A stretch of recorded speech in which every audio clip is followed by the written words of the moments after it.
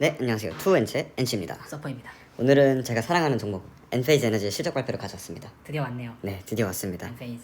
엔페이즈 같은 경우에는 제 개인 포트폴리오에서도 가장 많은 비중으로 그렇죠. 담고 있는 종목이고 오늘은 실적 분석 그리고 이제 내용이 그래도 좀 많아요. 제가 깊게 팔로우업을 하는 종목이기 때문에 그쵸. 그래서 엔페이즈 기업이 궁금하신 분은 뭐 제가 블로그도 남겨놨으니까 블로그에서 한번 체크를 해보시고 오늘은 실적 위주로 가져오도록 하겠습니다. 알겠습니다. 네, 어쨌든 일단 실적을 보면은 굉장히 좋았습니다. 좋았나요? 네, 굉장히 좋았고 실적 발표 당일에 7.72%로 장마감을 했는데 그 장중에 거의 15%까지 올랐었거든요.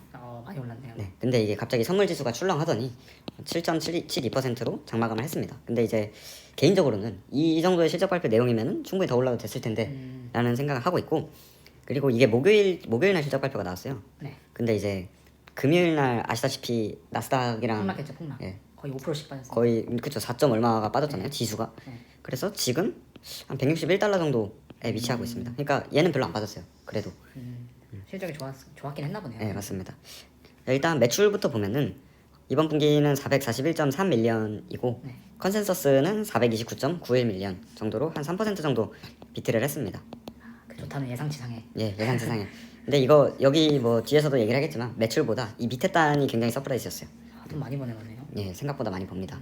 그래서 YOY 기준으로는 40% 성장을 했고 QOQ 기준으로는 7% 성장한 수치입니다. 사실 이번 실적 발표, 그러니까 4Q21, 그러니까 저번 분기 실적 발표에서는 사실 QOQ 마이너스를 거의 못 봤거든요. 근데 이번 분기 실적 발표 지금 제가 거의 종목 20개 정도를 보고 있는데 플러스 되게 오랜만에 보는 것 같아요. 그렇죠. 예, 이번 1분기가 되게 공급망도 안 좋았고. 맞아요. 이 생산업 업체들이 다 안 좋았던 것 같아요. 그리고 QOQ 는. 전방 수요 자체가 중국이 봉쇄를 한 타격이 이제 이번 분기에 녹아져서 전방 수요 자체가 둔화돼서 좀 많이 안 좋았었는데 러시아 우크라이나도 있었고요. 근데 일단 QOQ 대비해서도 7% 정도 상승을 했다. 순이익 이 부분이 굉장히 좀 히트였어요. 이번 분기에. 그래서 일단 아름다운 얘네는 수치다, 아름다운 수치. 아름다운 수치죠. 난갭 기준을 사용하기 때문에 YOY로는 332%, QOQ로는 231% 증가한 수치입니다. 진짜 많이. 이거 뭐 일회성 비용 된 거 아니에요? 일회성 비용이 아니라 견제합니다. 일단 뭐 천천히 한번 네. 들어가 보겠습니다. 네. 그다음에 이제 EPS 같은 경우는 컨센서스 0.68달러를 여전히 비트를 하면 15% 가량 비트를 했습니다. 당연히 이익이 좋았으니까요. 그래서 0.79달러로 나왔습니다. 그래서 조금 보면은 이게 이번 분기 매출이고요. 그래서 쫙 올라가죠. 근데 1분기가 사실 계절적으로 마이크로 인버터가 조금 계절적으로 다운돼 있는 시기예요. 다운돼 있는 시기. 예, 1분기가 다운돼 있는 시기고 저번 컨퍼런스 콜에서도 1분기 조금 안 좋을 거다라고 예상을 했어요. 그리고 이제 태양광 섹터가 되게 이슈가 많았거든요. 이 한 분기 사이에 우선 뭐 러시아 우크라이나도 있지만 반도체 수급이 굉장히 타이트하지 않았습니까? 그렇죠. 지금 이번 없다고 분기에. 달리니까. 네. 근데 마이크로 인버터라는 제품 자체 반도체가 일단 기본적으로 들어가고 그 다음에 해임 운임 비용. 수출할 때. 예. 네. 해임 운임 비용 자체가 아직 병목이 안 풀렸습니다. 이쪽은. 그래가지고 해임 운임도 조금 헤비했었고 중국 공장 셧다운, 코로나로 셧다운이 있었고 그 다음에 이제 정책적인 문제로는 뭐 꾸준히 제가 얘기했던 램 3.0도 있었고 그리고 미국 상무부에서 또 태양광 패널, 중국산? 예, 중국산 패널에 대해서 이제 관세랑 뭐 세금 관련된 이슈가 또 있었어요. 그래서 굉장히 태양광 섹터 전반적으로 매출도 매출이지만 이 마진율에 대해서 굉장히 보수적이었거든요. 근데 이제 이번 분기는 마진율 41%로 유지가 됐네요. 예, 맞습니다. YOY 기준으로는 유지됐고 저번 분기보다는 0.8%포인트 정도 상승한 수치입니다. 그래서 이제 이 이유는 이제 뒤에서 제가 컨퍼런스 콜 하면서 같이 설명을 해드리고, 어쨌든 이번 실적 발표를 보면은 이 지역별 매출 비중을 좀 볼게요. 제가 사실 엔페이즈를 하면서 이 인터내셔널 부분을 굉장히 중요하게 여기거든요.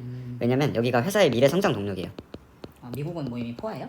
포화는 아닌데 미국도 굉장히 잘 크고 있거든요. 보시면은 성장률이 굉장히 좋아요. 근데 이제 인터내셔널, 특히 유럽 쪽에서 엄청 빠르게 성장하고 있어요. 태양광이 원래 성숙하기도 했는데 지금 러시아 우크라이나 이 사태 때문에 태양광이 굉장히 각광을 받고 있거든요. 유럽에서. 여기서 지금 러시아 우크라이나에서 EU 국가들이 이제 석유랑 석탄, 러시아산 그리고 가스 이런 거 금지를 했잖아요. 하고 있고 이제 여기서 에너지 값이 엄청나게 올라가가지고 차라리 우리 그냥 신재생으로 빨리 가야 된다. 그래서 신재생 수요가 굉장히 증가하고 있어요. 그렇기 때문에 사실 이 태양광 하는 기업들은 유럽을 누가 잡냐, 이게 지금 굉장히 포인트예요. 그래서 그 부분을 저는 항상 중요시 여기고 있었고 이번 분기 같은 경우에 인터내셔널이 오히려 감소를 했어요. 그럼 안 좋은 거 아니에요? 안 좋은 거죠. 그래서 저는 수치만 보고 서프라이즈라고 했는데 이 수치는 조금 안 좋은 거 아닌가? 라고 했어요. 근데 이제 이거에 대한 이유는 컨퍼런스 콜에서 나오고 이제 미국 같은 경우에는 꾸준히 성장을 했습니다. 많이 늘었네요. 그렇죠. 그래서 이제 컨퍼런스 콜에서 뭐라고 얘기했냐면 유럽은 외부 요인, 그러니까 병목 때문에 공급망 차질이 여전히 지속이 됐다. 그래서 공급망 차질 때문에 조금 QOQ 대비해서는 낮은 수치. 이게 해상 운임과 연관이 돼 있는 거군요. 맞습니다. 그런 네, 식으로. 맞습니다. 그래서 근데 이거만 가지고는 조금 뭐 만약에 그 뒤엔 말이 없었으면 떨어졌을 거예요. 실적 발표 날. 근데 그 뒤에가 너무나 강력했어요. 이번 실적 발표 하이라이트입니다. 진정하세요. 예. 자, 들어보세요. 자, 유럽 수요가 매우 강력하다. 다음 분기 플러스 40% 이상 성장. 40% 이상. YOY가 아닙니다. 뭔가 있나 본데요? 지금 뭔가 들어온 게 있거나. 그러니까 이미 수주 다 된 거죠. 다음 분기니까. 네. 그러니까 QOQ 대비해서 플러스 40% 이상 성장할 거다. 유럽에서. 그러니까 뒤에서 이제 애널리스트 질문도 완전 그냥 이거에 미쳐가지고 질문이 나왔었거든요. 저것만 나왔거든요. 예, 어떻게 가능하냐, 막 이런 식으로 자세하게 설명해달라. 예, 자세하게 설명해달라. 데이터 달라. 콩놀이지. 예, 그래서 이 부분이 굉장히 하이라이트였고 실제로. 그다음에 이제 유럽 수요가 매우 강하기 때문에 루마니아의 자동화 공장을 증설할 거다. 자동화 공장. 예, 좋네요. 얘네는 다 자동화 공장입니다. 자동화 좋습니다. 지금 멕시코에도 공장이 있는데 중국에도 있고 다 자동화로 들어가고 있고 저번 그 엠페이즈 4분기 실적 발표했을 때 제가 한번 전달을 드렸어요. 유럽에 공장 증설 계획을 세우고 있다. 그러니까 물색을 하고 있다라고 했었는데 이번 분기에는 그게 이제 루마니아로 확정이 된 거고요. 이거는 이제 23년 1분기에 생산이 됩니다. 그래서 아직은 아니고 23년 1분기에 생산이 된다. 그리고 이제 지역적으로 봤을 때는 독일은 엄청나게 강조를 했고 네덜란드도 수요가 매우 강하다. 독일 같은 경우에는 애초에 이제 태양광 시장이 유럽에서 거의 가장 큰 도시이기도 하고 얘네 독일 소비자들이 품질을 되게 중요시 여겨요. 퀄리티를. 예, 퀄리티. 그러니까 미국이랑 독일 소비자들이 태양광을 하는 데 있어서 품질을 되게 중요하게 여기기 때문에 이게 이제 엠페이즈가 강점을 갖고 있는 거죠. 퀄리티가 좋다 제품에. 그렇죠. 얘네 엠페이즈랑 비교했을 때 이제 솔라이트가 있지 않습니까? 네. 솔라이트보다 가격은 비싸지만 퀄리티는 엠페이즈가 더 좋거든요. 그래가지고 뭐 이것도 지역마다 조금 다르긴 한데 어찌됐든 엠페이즈가 기본적인 성능 자체는 굉장히 좋았습니다. 근데 이제 나머지 국가 쭉쭉쭉 업데이트를 해줬었고요. 자, 그 다음에 이번 분기 마이크로 인버터의 이제 생산량, 인도량이죠, 인도량. 인도량 같은 경우를 보면은 소폭 하회를 했습니다. 근데 이거는 이제 아까 말한 그 공급망 스트레스 때문이고 여전히 이제 수요는 강력하다라는 걸 보여줬습니다. 그다음에 이제 조금 이번 실적 발표의 하이라이트인데, 그러니까 엠페이즈뿐만 아니라 다른 기업들의 하이라이트인데 이제 캐파, 그러니까 캐파에 대해서 굉장히 예민하거든요. 지금 특히 태양광 같이 수요가 있는 곳은 캐파도 같이 받아줘야 되기 때문에 캐파를 조금 보면은 현재 지금 마이크로 인버터의 분기 캐파는 500만 대입니다.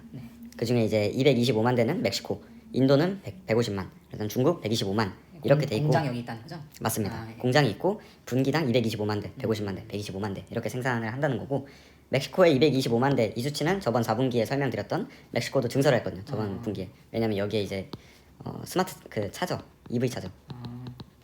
EV 차저도 이제 멕시코 공장에 생산될 예정이기 때문에 증설을 했고 현재 카파는 이 정도 된다. 그다음에 이제 루마니아 못하네요. 루마니아입니다.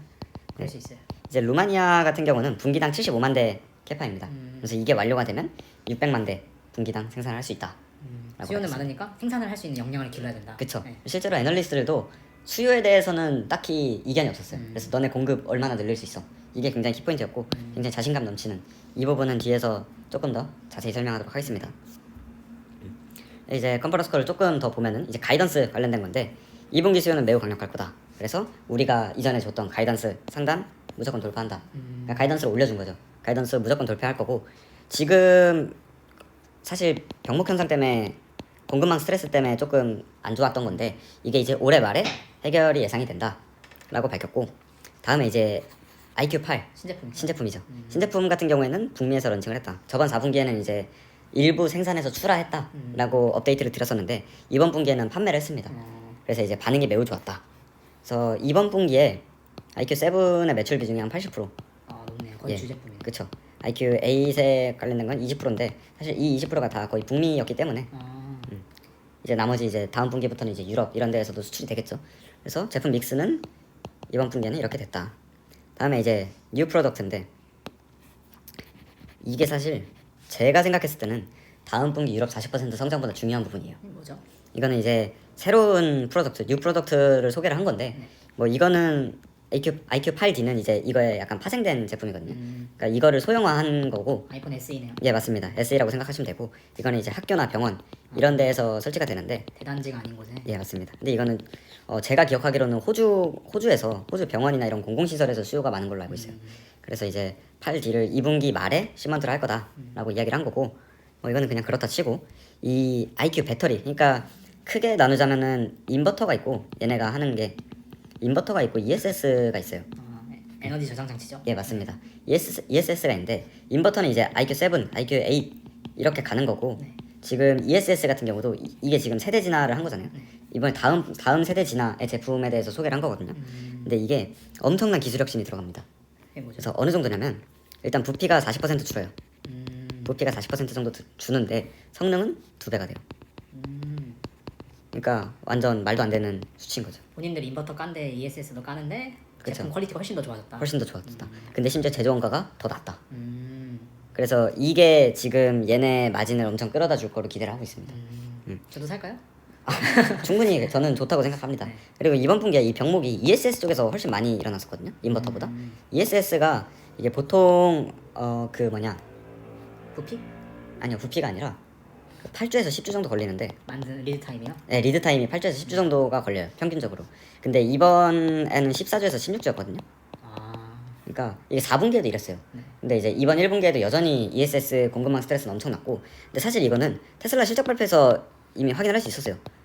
이 테슬라 에너지 사업부 완전 죽쓰지 않았습니까? 매출 안 나왔죠? 예, QOQ 대비해서 거의 마이너스 20% 정도 나왔었는데, 에너지 사업부 엔페이즈는 다르다. 엔페이즈는 이제 엄청난 기술 혁신. 사실 테슬라가 저는 조금 걱정이 되긴 했었거든요, 경쟁자니까. 근데 조금 소신 발언하자면 비교도 안 돼요. 이 ESS 한해서. 네, 그쵸. 네. 이 에너지 사업부에 한해서 에너지 사업부에. 테슬라 비교도 안 돼요. 근데 대신에 얘네는 이제 좀 더 먼 그림, 그러니까 전기차의 강점이 있어서, 이거는 이제 V2G 할 때 얘네 테슬라의 강점이 나오는 건데, 이거는 뭐 엄청 조금 나중 얘기니까 나중에 설명을 하고, 그 다음에 이제 클리퍼 클릭, 이거는 4분기에 인수한 기업인데, 네. 그 EV 차지, 아, 네. 예, 전기차 충전소 하는 기업을 인수를 했었어요. 그래서 이것도 블로그랑 영상에서 설명을 드렸었는데, 사실 얘네를 저는 그 인수한다 보자마자 약간 속으로 쾌재를 불렀었거든요. 와, 얘네 진짜 잘한다. 근데 사실 걱정이 들었던 게 이제 마진이었습니다. 그러니까 좀 꽤 큰 금액으로 인수를 했기 때문에 이게 이 전체 사업부의 마진을 조금 줄이면 어떡하지? 이런 생각을 많이 했었고, 애널리스트들도 이걸 되게 민감하게 받아들였어요. 근데 결국 아까 보셨다시피 마진율 41% 나왔지 않습니까? 그렇기 때문에 전혀 마진 훼손이 없었다. 근데 얘네가 계속 얘기하긴 했었거든요, 페이지가. 이 클리퍼 클릭 마진에 대해서 저번 분기에도 컨퍼런스 콜에 질문이 굉장히 많이 나왔었는데, 얘네 마진율 우리랑 비슷하다. 그러니까 전혀 훼손 없다. 그냥 또이또이다 라고 했는데 안 믿었던 것 뿐이죠. 안 믿었는데 진짜였다. 예. 그래서 어찌됐든 이 클리퍼 클릭을 이제 1분기에 설치업자들한테 이미 소개를 완료했고, 이제 4분기부터 ม็xi코에서 생산을 하게 됩니다. 그러면 인버터 팔고 ESS를 팔고 거기에 EV 차저도 같이 판다. 맞습니다. 아. 예. 그래서 그 그림을 이제 뒤에다 제가 설명을 해놨는데, 일단 EV 차저 같은 경우에는 23년도에 이제 본격적으로 유럽이랑 미국에 생산 엔셈블이랑 연동을 해가지고 이제 판매를 할 예정입니다. 그래서 이제 엔셈블이 뭐냐, 이거 워낙 중요한 거기 때문에 조금 설명을 드리면, 이게 이제 태양광, 가정용 태양광 관련된 도식도인데, 여기서 이제 태양이 이렇게 햇빛을 쏘지 않습니까? 그럼 이제 여기 PV 패널에서 전력을 생산을 합니다. 그다음에 이 전력을 바로 집에서 사용을 할 수가 없어요. 그래서 이 집에서 사용을 할 수 있도록 만드는 장치가 인버터입니다.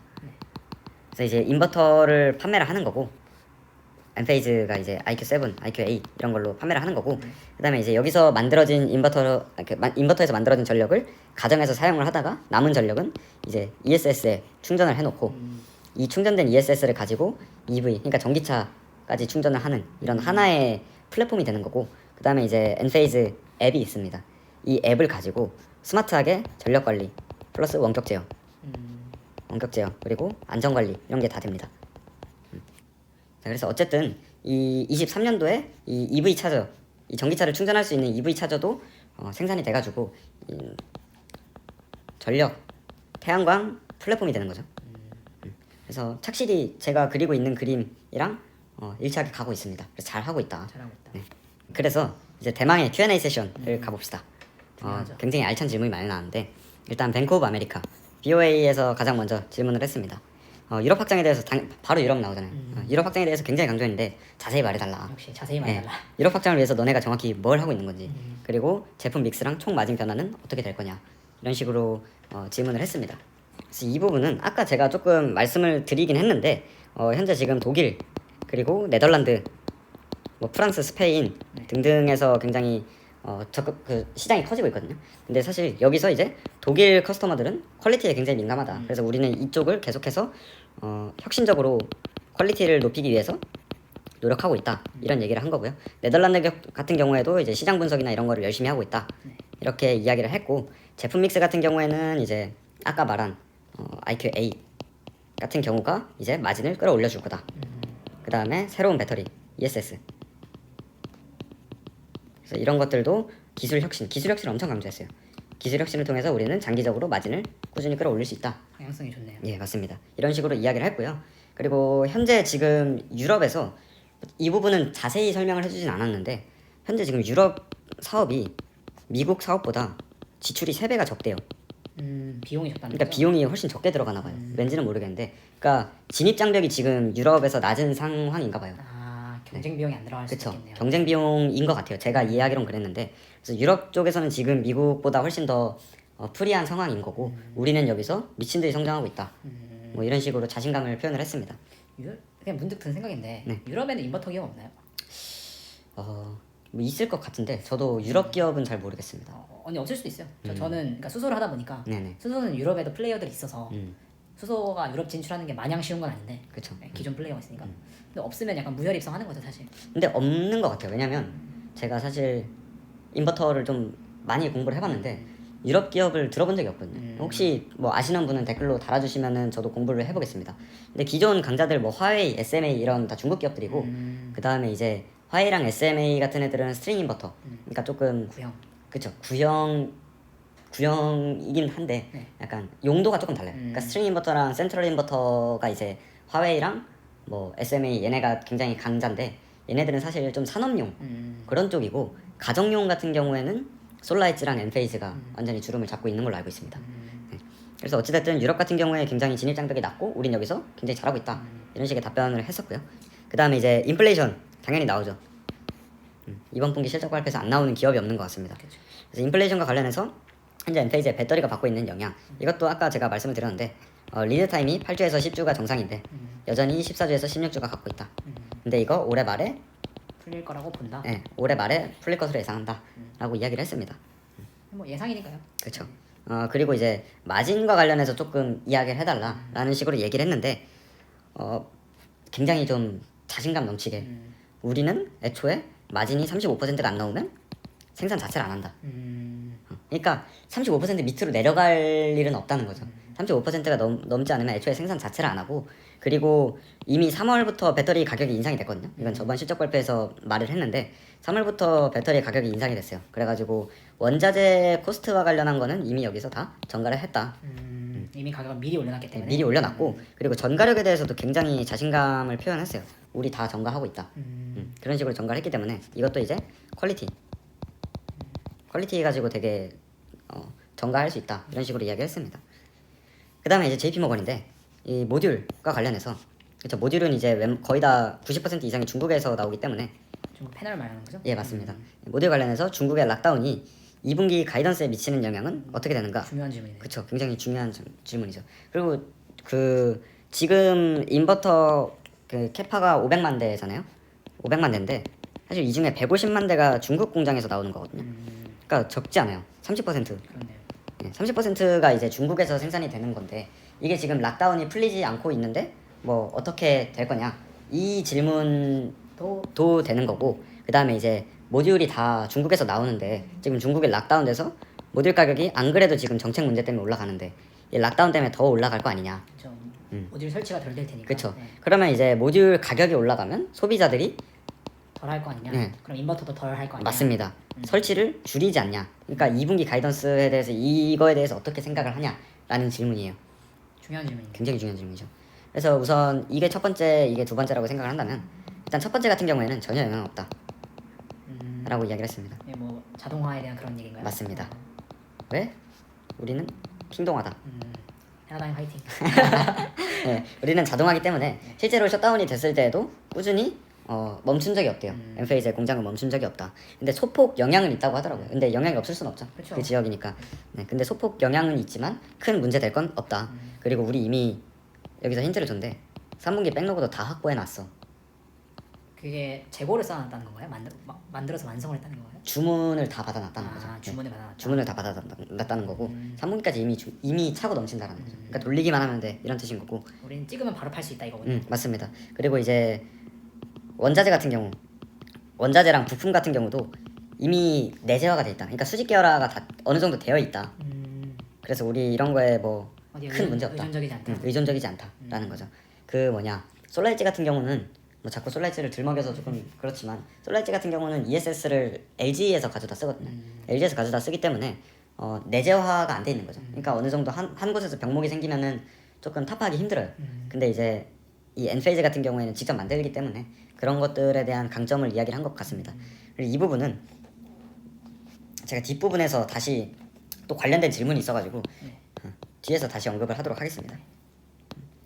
다음에 이제 역시 유럽 2분기 40% 성장은 시장이 커져서 그런 건지 아니면 니네 점유율이 커져서 그런 거냐. 이것도 좋은 질문이죠. 네, 좋은 질문. 근데 이제 여기서는 시장도 커지고 있고 시장도 폭발적이고 그 안에서 우리도 점유율 성장이 유의미하다. 점유율도 올라간다. 그러니까 되게 이상적으로 성장을 하고 있는 거죠. 그리고 정확한 수치는 제공을 안 했던 것 같은데 북미에서도 점유율이 계속 상승하고 있대요. 그러니까 그 말은 솔라엣지는 낮아지고 있다는 뜻이겠죠. 경쟁자들이 죽고 있다는 뜻이. 맞습니다. 그다음에 이제 또 중요한 게 너네는 유럽 엄청 폭발적으로 성장하고 있다 그랬는데 지금 루마니아는 75만 대밖에 안 되지 않냐 캐파가. 그럼 이제 이거 더 추가 생산 라인 계획이라도 있어야 되는 거 아니야? 라고 했는데 얘네가 이제 우리는 실패로부터 많은 걸 배웠다. 뭔가 불안한데. 무슨 뜻이야? 실패로부터 많은 걸 배웠다. 네. 근데 실제로 얘네가 어닝을 항상 비트를 해왔거든요. 근데 딱 한 번 실패한 적이 있어요. 그게 1분기 21년도 1분기였어요. 이때 공급망을 제대로 맞았거든요. 그래서 이때 당일 주가가 마이너스 14% 이상 떨어졌었어요. 서퍼님 이때 혹시 기억나시나요? 제가 아니요. 막 전화로 전화하셨었나요 저한테? 전화로 이게 무슨 일이냐고? 힘들어. 기억 안 나시죠? 아, 네. 아무튼 이 21년 1분기에 네, 이날 심지어 술 먹고 있었어요. 저는 네. 술 먹고 있었는데 막 주식 앱을 켰더니 저는 당연히 기대하고 있었죠. 저 이제 얼마나 좋을까? 이제 실적이다. 엔페이 사실 실적에서 계속 올라가니까. 계속 항상 잘해왔기 때문에. 근데 이때 좀 크게 맞았었거든요. 그래서 좀 속상했었는데 여기서부터 많은 걸 배웠다. 그 뒤로는 엄청나게 비트를 해오고 실적 발표 때마다 10% 이상 계속 상승을 하니까요. 맞습니다. 그래서 이제 이 경험으로 뭘 배웠냐? 이때 공급망 때문에 맞은 거거든요. 이때부터. 근데 이제 이때 뭘 배웠냐? 일단 되게 뭉뚱그려 얘기하긴 했는데 노하우를 배웠고 중요하죠 노하우. 이게 이 노하우들이 쌓여가지고 지금 이 자동화 라인을 하나 만드는데 그러니까 플러스 하는데 네. 2개월에서 3개월이면 충분하대요. 근데 얘네는 그게 되게 빠른 것 같아요. 코로나 때도 그랬거든요. 그러니까 코로나 때도 한번 딱 터지니까 그 실패에서 배우고 그러니까 다른 회사들은 그냥 넋 놓고 있을 때 금방 풀릴 거야 라고 했을 때 얘네는 바로 이제 해임 대신 항공으로 이런 쪽으로 되게 노력을 많이 했거든요. 그리고 피드백이 빠르네. 대면이 막히니까 바로 비대면으로 전환하고 뭐 설치 기사들 교육하는 거 이런 거 바로 유튜브 채널 만들어가지고 거기에 콘텐츠 업로드하고 되게 빠르거든요. 피드백이. 그러면 제가 좀 보고 배워야 될 텐데. 그렇죠. 근데 이게 쉽지 않죠. 우리나라 회사만 봐도 그렇죠. 뭐 본인들 다니시는 회사 생각해 보세요. 뭐 뭘 했겠습니까? 네. 그렇죠. 여기까지 하겠습니다. 똑같죠. 네. 우리 회사도야. 우리 회사도 그런데 어찌됐든 얘네는 되게 빨라요. 그게. 그래가지고 이제 2, 3개월이면 충분하기 때문에 맞춰가지고 증설하면 된다라고 대답을 했습니다. 그다음에 이제 경쟁사뿐만 아니라 지금 다른 분야의 대기업보다도 공급망 관리를 잘했다. 이게 어떻게 가능한 거냐라고 이야기를 했는데 이 부분은 이제 노하우도 있죠. 당연히 노하우도 있고 여기서 이제 제품 혁신, 기술 혁신을 얘기한 건데 사실 IQ7이 이게 이제 A식 반도체라 해가지고 이 반도체가 들어가거든요. 네네. 근데 이게 되게 부족했어요.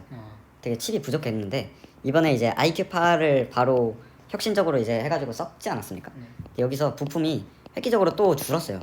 A식 자체도 여러 반도체들을 이제 A식으로 좀 줄여놓은 건데 이거를 또 한 번 줄였습니다. 그러니까 계속해서 줄여 나가고 있는 거죠.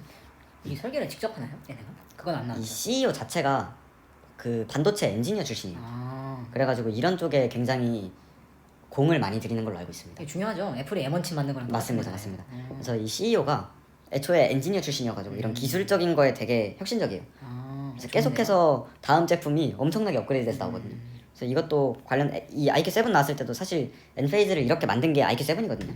엄청나게 성장했습니다 이때. 이것도 이제 이 A식도 그때 직접 만든 거거든요. 반도체 설계를 직접 했다는 거는 유의미하죠. 그쵸, 유의미합니다. 그래서 이 IQ8을 만들었는데 이게 이제 20% 여기가 80%잖아요. 네. 그러니까 IQ7만 팔았으면은 솔직히 힘들었을 건데 이 IQ8을 이제 믹스를 하면서 어느 정도 효율적으로 대응을 한 게 있다라는 거죠. 그리고 다음 버전인 ESS 자체도 부피를 아예 40% 이상 줄여버렸어요. 성능은 2배로 올라가는데. 그러니까 이런 것들을 통해서 공급망 관리를 하면서 마진 관리도 하는 거죠. 거의 뭐 태양광판 무어의 법칙이네요. 맞습니다. 지금 계속해서 엄청나게 올라가고 있는 거죠. 진정하세요. 네, 알겠습니다. 솔직히 사고 싶지 않으십니까? 끌리긴 하네요. 이런 네, 얘기를 들으니까. 맞습니다. 몰랐던 점이 많네요. 맞습니다.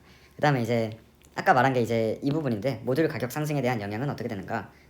이 부분 같은 경우도 영향 없다.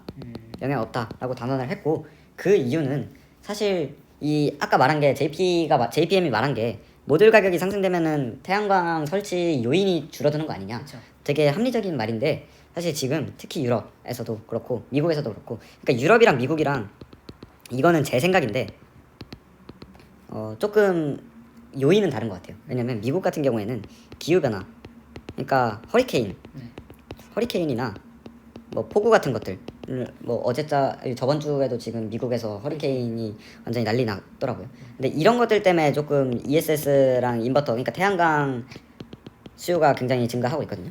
근데 유럽 같은 경우에는 지금 에너지 자체가 문제예요. 그러니까 공공 전기를 쓰면은 그러니까 직접 태양광을 통해서 자가 발전을 하지 않고 공공 전기를 쓰는 게 더 쌀 것인가, 모듈이 올라가도 태양광을 쓰는 게 쌀 것인가, 이런 조금 경제적인 측면으로 접근을 하는 거죠. 이거를 제가 조금 정리를 해드리면 미국은 이상 기후를 막기 위함이고 사실 맞습니다. 네, 예. 이상 기후로 인해서 환경을 보호해야 된다 라는 수요고 유럽은 당연히 그런 수요가 있지만 지금 당장 현실적으로는 에너지 의존을 탈피하는 거죠. 그쵸. 에너지 독립을 하고 싶은 거고 그래서 유가가 지금 이렇게 많이 오른 상황에서 유가가 오르니 친환경 가격이 상대적으로 매력적이니까 그 수요가 생기는 거고 정리를 야무지게 하시네요. 그런 상황입니다. 왜냐면 저도 에너지 잘 보고 있으니까. 그렇죠. 네, 맞습니다. 그래서 여기서 말한 것도 실제로 소비자들이 이 공공 전기를 쓰는 가격보다, 그러니까 여기서 가격이 지금 엄청나게 올라가는데 많이 비싸요. 예. 유럽은. 모듈이 아무리 올라갔어도 이게 더 싸다. 그쵸. 그러니까 소비자들 입장에서는 이거를 안 쓸 이유가 없는 상황이고 지금 정가 충분히 되고 있다. 이제 친환경이 단기적으로도 싸고 그리고 장기적으로도 가야 될 방향이기 때문에 맞습니다. 요인이 많습니다. 그래서 전혀 결론적으로는 영향이 없다라고 이야기를 한 거고요. 다음에 이제 현재 2분기에 이제 전 세계적인 경제 둔화가 우려된다. 사실 지금 나스닥이 뭐 나스닥뿐만 아니라 S&P도 그렇고 4월에만 S&P가 제가 알기로는 6%? 네네. 6% 빠졌고 나스닥이 거의 13%, 14% 빠진 걸로 아는데 이게 다 이것 때문이잖아요. 근데 이제 이 와중에 엔페이지의 유럽 40% 성장은 굉장히 놀랍다. 그러니까 칭찬을 한 거예요. 네. 그러면서 이제 미국은 어때? 근데 이게 약간 너네는 의심치 않은데 뭐 실제로 미국, 그러니까 다른 기업들을 조금 보려고 미국은 어때? 라고 물어본 것 같아요. 근데 이제 답변에서는 미국도 수요가 굉장하다 라고 이야기를 했거든요. 그러니까 이게 지금 이 답변으로 봤을 때 그러니까 되게 제품별 차별화가 많이 된다는 거죠. 그러니까 PC랑 이런 스마트폰 이런 수요는 확실히 줄어들고 있지 않습니까? 네. 근데 이제 뭐 태양광, 그러니까 신재생 수요는 여전히 강력하다 라는 거를 엔페이즈 실적에서 볼 수 있었던 것 같습니다. 그래서 어찌됐든 이렇게 해서 엔페이즈의 실적 발표를 가져왔고요. 지금 시가총액이 대충 한 20빌리언 정도 되는 걸로 알고 있거든요. 그러니까 은근히 싸네요. 생각보다 쌉니다. 20빌리언 플러그 정도인데. 파워가 싸네요. 아 그런가요? 플러그 파워가 그렇게 비싼가요? 이 비슷비슷해요. 이건 아닐 수도 있는데 한 22빌리언 정도 했던 것 같거든요. 제 기억으로는 뭐 아닐 수도 있습니다. 어찌됐든 생각보다 그렇게 비싸진 않아요. 근데 이제 얘가 거의 280달러까지 갔다가 지금은 이제 160달러니까. 근데 이제 저는 그렇게 생각해요. 이런 등락을 당연히 맞출 수는 없고 대신에 저는 얘가 좋은 기업이라고 확신하거든요. 좋은 기업이고 장기적인 방향도 좋다고 생각해요. 그 다음에 이제 CEO도 충분히 비전 있는 사람이라고 생각을 하기 때문에 저는 이제 꾸준히 모아갈 생각을 하고 있는 거고 뭐 아직 저도 뭐 그렇게까지 많진 않습니다. 제가 돈이 그렇게 많지 않기 때문에. 미리 연습하는 거죠. 예, 맞습니다. 그래서 뭐 계속해서 조금씩 주워가면 뭐 좋지 않을까라는 생각을 하고 있습니다. 저점에서만 주워가요? 사실 여기서 좋았는데 제가 지금 엠페이지에 투자한 게 몇 년 전 지금 1년이 넘었거든요. 엠페이지 투자한 지 1년이 넘었는데 지금 마이너스니까 마이너스 한 13%? 올라갈 거잖아요. 네, 했던 것 같습니다. 어찌됐든 관심 있으신 분들은 한번 엠페이지 기업 분석을 해보시는 걸 추천드리고요. 저희 블로그에 이제 좀 자세한 기업 분석을 올려놨으니까 그것도 참고해주시면 좋을 것 같습니다. 오늘 너무 고생 많으셨고 저희는 다음에 더 좋은 영상으로 찾아뵙겠습니다. 안녕. 안녕.